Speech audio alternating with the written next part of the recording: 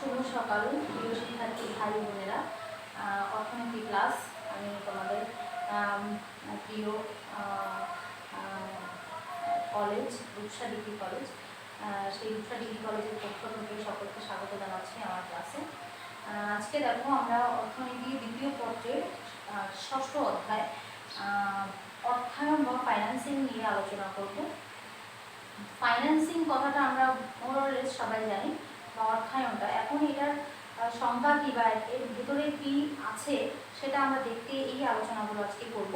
সেই আলোচনার মূল বিষয়গুলো হচ্ছে দেখো যে অর্থায়ন কাকে বলে, অর্থায়নের ডেফিনেশন, অর্থায়নের শ্রেণীবিভাগ, অর্থায়ন কত প্রকার হতে পারে এবং অর্থায়নের উৎসসমূহ। তো এই জিনিসগুলো বলার আগে আমার কিছু কথা আছে, সে কথাগুলো দেখো যে অনেক আগে প্রাচীনকালে যখন অর্থ সরবরাহ করা হতো তখন কিন্তু দ্রব্যের বিনিময়ে মানুষ একজনের সাথে আরেকজন লেনদেন করতো, যে কোন দ্রব্যটা কী পরিমাণে দেওয়া হবে বা নেওয়া হবে সেটা অর্থের কোনো প্রচলন ছিল না, সেজন্য তারা দ্রব্য সামগ্রীর লেনদেন করে তাদের প্রয়োজন মেটাতো। কিন্তু আধুনিক সমাজে আমরা যদি দেখি, খেয়াল করে থাকবো যে অর্থের প্রচলন যখন থেকে হলো তখন লেনদেন ব্যবস্থা কিন্তু আরও একটু বেশি ইজি হলো। তো এই যে লেনদেন ব্যবস্থাটা, এই লেনদেন ব্যবস্থাটা সৃষ্টির শুরু থেকে ছিল, সেটার মাধ্যম সৃষ্টির শুরুতে ছিল একরকম, এখন একরকম, ইন ফিউচার হয়তো সেটা আরও বদলে যেতে পারে। সেটার জন্য আমাদেরকে প্রস্তুত থাকতে হবে বা উচিত। একটা জিনিস খেয়াল করো যে আমরা যে ক্লাসগুলো আগে আমরা ক্লাসরুমে করতাম, এখন কিন্তু একটা প্রবলেমের কারণে, বৈশ্বিক একটা সমস্যার কারণে আমরা কিন্তু সেটা এখন অনলাইনের মাধ্যমে চলে এসেছি, তাই না? বাংলাদেশের মতো একটা দেশ যেখানে অধিকাংশ মানুষ কৃষিজীবী বা গ্রাম অঞ্চলে বাস করে, সেখানে কিন্তু আজকে মোরলেস সকল স্টুডেন্ট কিন্তু অনলাইনের ক্লাসের আওতাভুক্ত। তার মানে কি, যে পরিবর্তনের সাথে আমরা কিন্তু খাপ খাইয়ে নিচ্ছি। তো ব্যাপারটা হচ্ছে এরকমই যে অর্থের লেনদেন এখন আছে, হাতে হাতে লেনদেন হচ্ছে, আমরা দেখতে পাচ্ছি অর্থ, ছুঁতে পারছি, কিন্তু একটা সময় এরকম হতে পারে যে যখন আর অর্থ আমরা চোখে দেখতে পারবো না, সব কিছু অনলাইনের মাধ্যমে হবে, যেমন বা হচ্ছে ইন্টারনেটের মাধ্যমে, যেটা সম্ভব হতে পারে ইন ফিউচার, খুব তাড়াতাড়িও হতে পারে। এখন দেখো যে আমরা হচ্ছে ক্রেডিট কার্ড বা ডেবিট কার্ড দিয়ে কোনো মার্কেটে কোনো কিছু যখন কিনতে যাই তখন পেমেন্ট করতে পারি। আমাকে পকেটে করে কিন্তু টাকা নিয়ে যেতে হয় না, ক্যাশ আমরা নিয়েই কিন্তু আমরা শপিং করছি। কীভাবে? ক্রেডিট কার্ডের মাধ্যমে। তাহলে এই যে সিস্টেমটা, এটা কিন্তু অলরেডি আমাদেরকে বুঝিয়ে দিচ্ছে যে অর্থায়নটা সৃষ্টির শুরুতে কিন্তু একরকম ছিল, এখন একরকম, ইন ফিউচার আরেকরকম হতে পারে। যেমন প্রাচীনকালে মানুষ যখন দ্রব্য সামগ্রীর লেনদেন করে তাদের প্রয়োজন মেটাতো, তখন কিন্তু অর্থ ছিল না, সেটা মেটাল বা পেপার মেড হতে পারে, অর্থ পেপার মেডও হতে পারে, মেটালও হতে পারে, কিন্তু এটা ছিল না তখন। তখন একজনের যদি খাবার জিনিসের প্রয়োজন হতো, তাহলে আরেকজনের কাছ থেকে সে কাপড় দিয়ে সে খাবার জিনিস নিয়ে আসতো, বা যে কোনো একটা জিনিস, যে অসংখ্য জিনিস মানুষের প্রয়োজন ক্ষুধা মেটানোর জন্য বা বসবাস করার জন্য, জীবনে বেঁচে থাকার জন্য। তো এই জিনিসগুলো যখন তারা মেটাচ্ছে, তখন একটা দ্রব্যের বিনিময়ে একটা দ্রব্য সে নিচ্ছে বা লেনদেন করছে। এর কারণ কি? এর কারণ হচ্ছে একজন মানুষের পক্ষে একই সাথে সকল দ্রব্য সামগ্রী কিন্তু উৎপাদন করা সম্ভব না। তাহলে কেউ কি করছে? ধান উৎপাদন করছে এবং তার প্রয়োজন মেটাচ্ছে, এবং কেউ বস্ত্র উৎপাদন করছে। এই যে পূর্বকালের যে ইতিহাস আমরা ঘাটলে দেখতে পাই যে দ্রব্যের লেনদেন হতো। এখন যদি আমরা এক্সপোর্ট ইম্পোর্টের কথা বলি, বা যদি আমরা বিজনেস বা ব্যবসা, ইন্টারন্যাশনাল যে বাণিজ্য, এটার কথা বলি, ট্রেড, তো এখানে কিন্তু যে আমাদের বাংলাদেশ থেকে যে জিনিসগুলো যাচ্ছে, এই জিনিসগুলো বাংলাদেশে বেশি প্রডিউস হচ্ছে বা উৎপাদন হচ্ছে, এবং অন্য দেশে যদি এই জিনিসটা ঠিকঠাক প্রডিউস না হয়, তাহলে আমাদের দেশ থেকে নিচ্ছে, এবং আমাদের দেশে যে জিনিসগুলো আমরা প্রডিউস করতে পারছি না বা আমাদের ক্ষমতা নেই, সেই জিনিসগুলো আমরা বাইরের দেশ থেকে আমদানি করছি। বাইরের দেশ থেকে যত জিনিস আমরা আমদানি করছি, এগুলো হয়তো বা প্রোডাকশনে আমাদের কোনো না কোনো ত্রুটি আছে বা কোনো না কোনো কারণ আছে, যেটার জন্য আমরা প্রোডাকশন ঠিকঠাক করতে পারছি না, সেই জন্য আমাদের বাইরের দেশ থেকে ইম্পোর্ট করা লাগছে। তো এই যে জিনিসটা, যে একটা জিনিস আমি নিচ্ছি, একটা জিনিস দিচ্ছি, এই সিস্টেমটাই হচ্ছে লেনদেন। এবং এই লেনদেন কখনো হচ্ছে ক্যাশে হতে পারে, কখনো মেটালে হতে পারে, কখনো কার্ডে হতে পারে। তো তো এই যে অর্থায়ন ব্যাপারটা হচ্ছে এটাই, যে ফাইন্যান্সিং বা অর্থায়ন হচ্ছে এমন একটা জিনিস যে কোনো কোম্পানি বা কোনো ব্যবসা প্রতিষ্ঠান, কোনো অর্গানাইজেশন যে সোর্স থেকে যে উপায়ে অর্থের সরবরাহ করে তাকে আমরা বলবো অর্থায়ন বা ফাইন্যান্সিং। এখন দেখো বইয়ের ভাষায় আছে যে অর্থশাস্ত্রে, অর্থ হচ্ছে এমন একটা জিনিস, এটাকে একটা কথা বলা হয় যে লাইফ ব্লাড।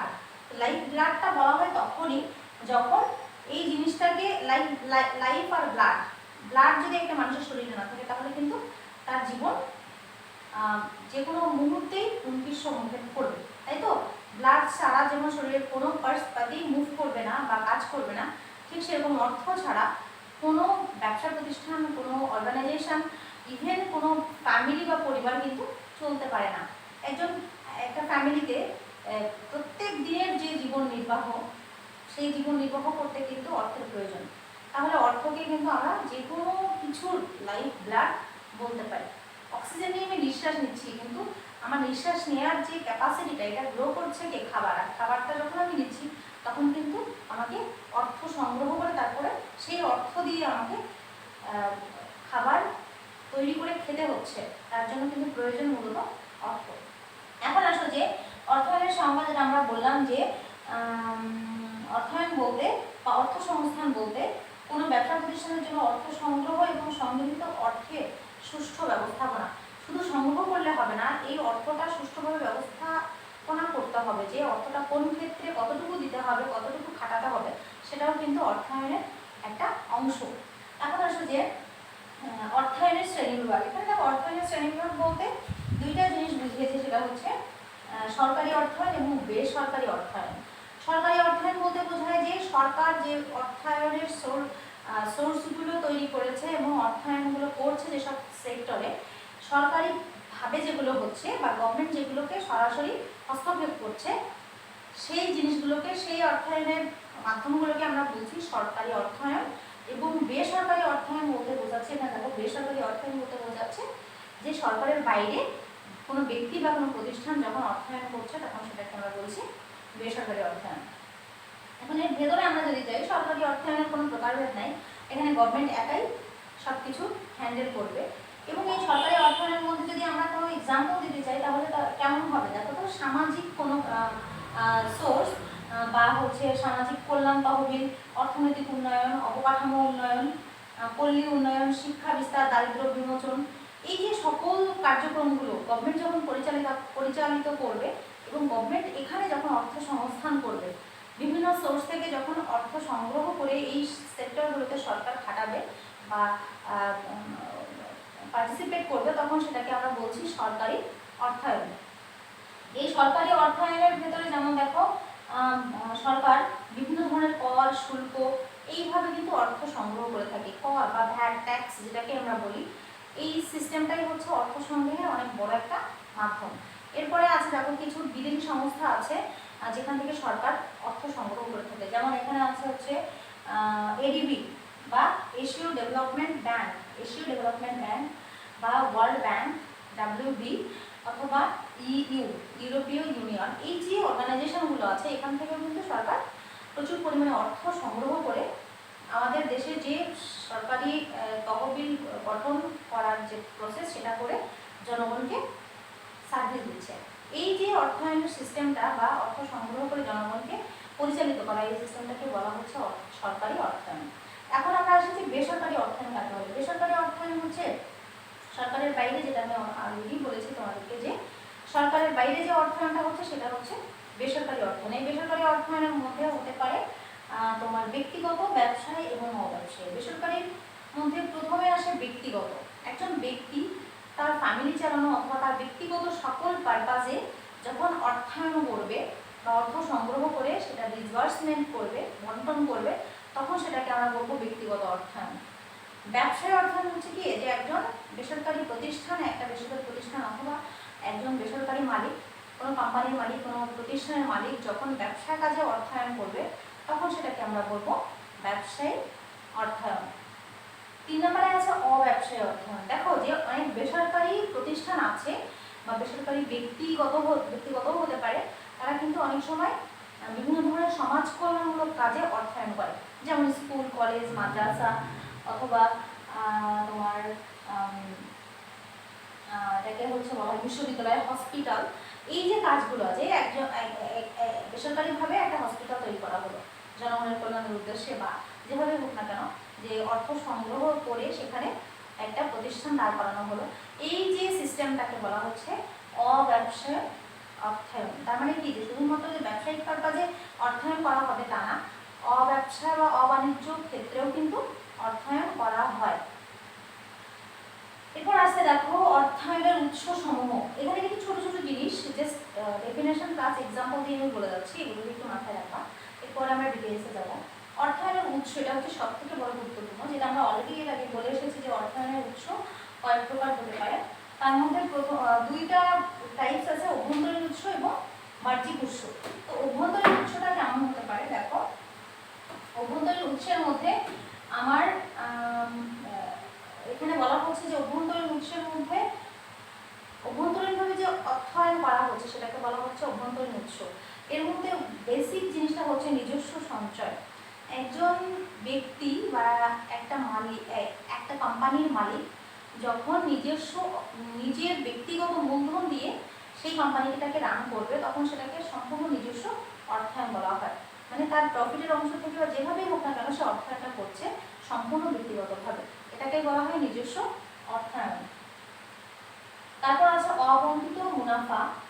অবন্টিত মুনাফাটা হচ্ছে কি, একটা কোম্পানি প্রত্যেক বছর কিন্তু বছর শেষে কিছু মুনাফা অর্জন করে, যদি লস না করে তাহলে মুনাফা হয়। তো এই মুনাফার ভাগটা কিন্তু তার সকল এমপ্লয়িদের মাঝে ভাগ করে দেওয়ার একটা ব্যাপার থাকে বা কথা থাকে, কিন্তু এই যে মালিক সে কি করে যে এই পুরো প্রফিটটা শ্রমিকদের মাঝখানে বা এমপ্লয়িদের মাঝখানে বন্টন না করে কিছু অংশ বা পুরো অংশ সে সঞ্চয় করে রাখে। যখন কোম্পানির অর্থায়নের দরকার হয় তখন সেই ফান্ড থেকে কিন্তু সে অর্থায়ন করে। এই ব্যাপারটাকে বলা হচ্ছে অবন্টিত মুনাফা। এবং লাস্ট আছে অপচয় তহবিল। এটাও হচ্ছে অর্থায়নের বড় একটা গুরুত্বপূর্ণ অংশ। অপচয় জিনিসটা হচ্ছে কোনো কোম্পানি যখন একটা মেশিন, একটা যন্ত্রাংশ, একটা ফার্নিচার যেটা কোম্পানির জন্য দরকার বা প্রতিষ্ঠানের জন্য দরকার, ব্যবসার জন্য দরকার, যখন ক্রয় করছে তখন সেই প্রোডাক্টের অপচয়জনিত কিছু ফান্ড করা হয়, যে অপচয় বিল হিসেবে, যে অপচয়ের কারণে যে অর্থটা ব্যয় হবে সেটা আলাদা করে সরিয়ে রাখা হয়। তো এই সরিয়ে রাখা অর্থটা কিন্তু একসময় সে তার কোম্পানির যে কোনো অর্থায়নের কাজে সে ব্যবহার করতে পারে। এরপর আসলো যে বাহ্যিক, যেটা বহুল প্রচলিত এবং ব্যবহৃত, সবাই আমরা জানি মোরালেস, সেটা হচ্ছে বাহ্যিক উৎস। বাহ্যিক উৎসের মধ্যে শেয়ার মার্কেট আছে আর ব্যাংক ঋণ আছে। বাহ্যিক উৎস তার মানে কি, নিজস্ব তহবিল তখন হচ্ছে না, বা অভ্যন্তরীণ উৎস থেকে যখন কাজ হচ্ছে না তখন বাইরে যেতে হচ্ছে। এখন কিন্তু অভ্যন্তরীণ উৎস থেকে একজন ইনভেস্টর যে ইনভেস্ট করতে চায় বা ব্যবসা করতে চায়, ব্যবসা নামতে চায়, সে কিন্তু বাহ্যিক উৎসের উপরে ডিপেন্ড করে কিন্তু অর্থায়ন করে। যেমন যার কিছুই নাই বা কোনো সম্পত্তি নেই, সে কিন্তু ব্যাংক থেকে লোন পাচ্ছে। যদি সে ওই স্পেসিফিক ব্যবসার কাগজপত্র সব কিছু ঠিকঠাক গভর্নমেন্টকে দিতে পারে, লাইসেন্স করতে পারে, তাহলে সে কিন্তু গভর্নমেন্ট থেকে বা ব্যাংক থেকে সে হচ্ছে বাহ্যিক উৎস, সেটা ব্যাংক হোক, সরকারি হোক, বেসরকারি হোক, সে লোন নিতে পারে এবং এই লোনের প্রেক্ষাপটেই সে একটা বিজনেস রান করাতে পারে। তো সেক্ষেত্রে আমরা যদি বলি যে বাহ্যিক উৎসের প্রথম হচ্ছে শেয়ার মার্কেট। একটা কোম্পানি যখন তার ব্যবসার বিভিন্ন শেয়ার অন্য বাইরের কারো কাছে বিক্রি করতে পারে এবং সেই বিক্রয়ের জন্য সে তার শেয়ার বিক্রি করে দিচ্ছে, তার মানে তার শেয়ারটা যখন লাভবান হচ্ছে বা লস হচ্ছে, যাই হচ্ছে না কেন, সে শেয়ার বিক্রয়ের মাধ্যমে নিজে যখন সংকলন করে পাচ্ছে না তার অর্থায়নটা, তখন সে শেয়ার বিক্রয়ের মাধ্যমে, মালিকানা বিক্রয়ের মাধ্যমে সে অর্থায়ন করছে। এই শেয়ার মার্কেটের মধ্যে দেখো সাধারণ শেয়ার আছে। সাধারণ শেয়ারটা হচ্ছে কি, একজনের কাছে শেয়ার বিক্রয় করা হলো। শেয়ার বিক্রয় মানে কি, একটা ব্যবসার কিছু অংশ বিক্রয় করে দেওয়া, তাই তো? যেমন একটা কোম্পানিতে যদি 10 রকমের প্রোডাক্ট থাকে, 10 রকমের প্রোডাক্ট প্রডিউস হয়, তাহলে সেখান থেকে 5টা প্রোডাক্ট সে অন্য কোনো মালিকের কাছে বাইরে বিক্রয় করতে পারে। যখন অন্য কোনো মালিক এই শেয়ারটা ক্রয় করছে তখন কিন্তু সে ওই কোম্পানির মালিক হয়ে যাচ্ছে, তাই তো? এবং এই মালিক কি করছে, যখন এই শেয়ারের দাম যখন বাড়ছে সে বেশি দামে বিক্রয় করে সে লাভবান হচ্ছে, যখন লস হচ্ছে তখন কিন্তু সে লস ফেস করছে। এটাই হচ্ছে শেয়ার মার্কেট বা সাধারণ শেয়ার। কিন্তু অগ্রাধিকার শেয়ারটা হচ্ছে যে যখন লস করছে তাকে কোনো টাকা দেওয়া হচ্ছে না এক্সট্রা, সে লস করছে, কিন্তু যখন লাভবান হবে তখন সে আগের যত লস করা অংশ সেই অংশ সহ তাকে বুঝিয়ে দেওয়া হচ্ছে, একবারে তাকে সমস্ত লাভ লোকসান হিসেব করে তাকে বুঝিয়ে দেওয়া হচ্ছে। এটাই হচ্ছে অগ্রাধিকার শেয়ার। এবার আছে দেখো বন্ড বা ঋণপত্র, এখানে লেখা আছে শেয়ার মার্কেটের যে উৎসগুলো, সেখানে হচ্ছে সাধারণ শেয়ার বললাম, অগ্রাধিকার শেয়ার বললাম, এবার আছে হচ্ছে বন্ড বা ঋণপত্র।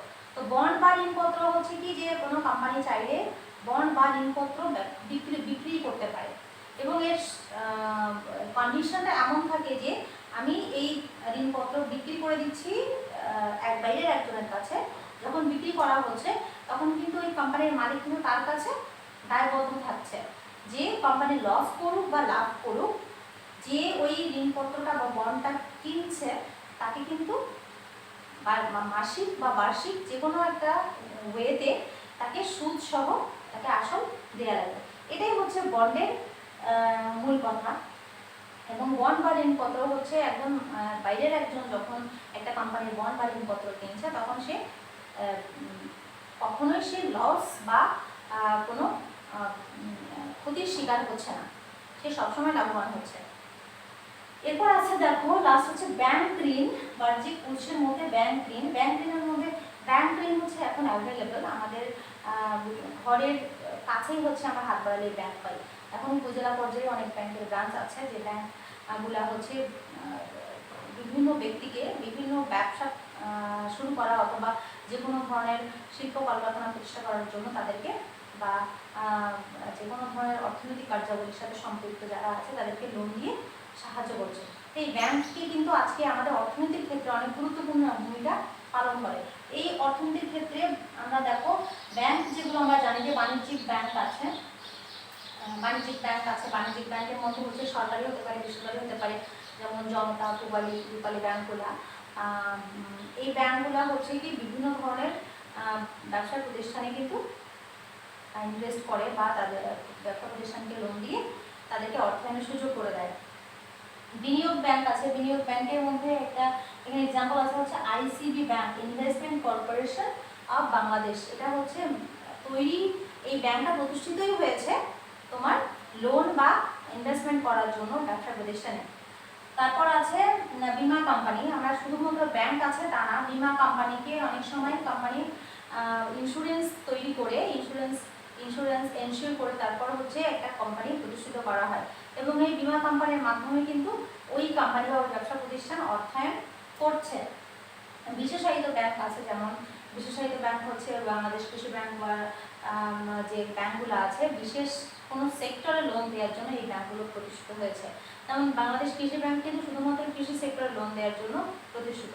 তো এই যে অর্থায়নের যে প্রসেসগুলো বা অর্থায়নের যে উৎসগুলো আমাদের সামনে উন্মুক্ত করা দেওয়া হয়েছে, সেগুলো গভর্নমেন্ট হোক বা প্রাইভেট হোক, সেগুলো সবগুলোর উদ্দেশ্যই কিন্তু অর্থায়নের সুযোগ তৈরি করে দেয়া। এবং এই অর্থটা যে সোর্স থেকেই আসছে না কেন, সরকারি অথবা বেসরকারি, অভ্যন্তরীণ অথবা বাহ্যিক, যে সোর্স থেকেই আসছে না কেন, এই অর্থায়নটা ব্যবসা ক্ষেত্রে করে কিন্তু একজন ব্যক্তি হোক বা জয়েন্ট মালিক হোক বা সরকার হোক, সবাই কিন্তু লাভবান হওয়ার চেষ্টা করছে।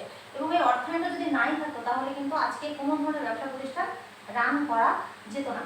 তাহলে অর্থায়ন হচ্ছে এমন একটা ব্যাপার যেটা প্রত্যেকটা অর্থনৈতিক কাজের সাথে সম্পৃক্ত, এবং অর্থনৈতিক কোনো কাজ আমরা অর্থ ছাড়া এক দণ্ডও রান করাতে পারবো না।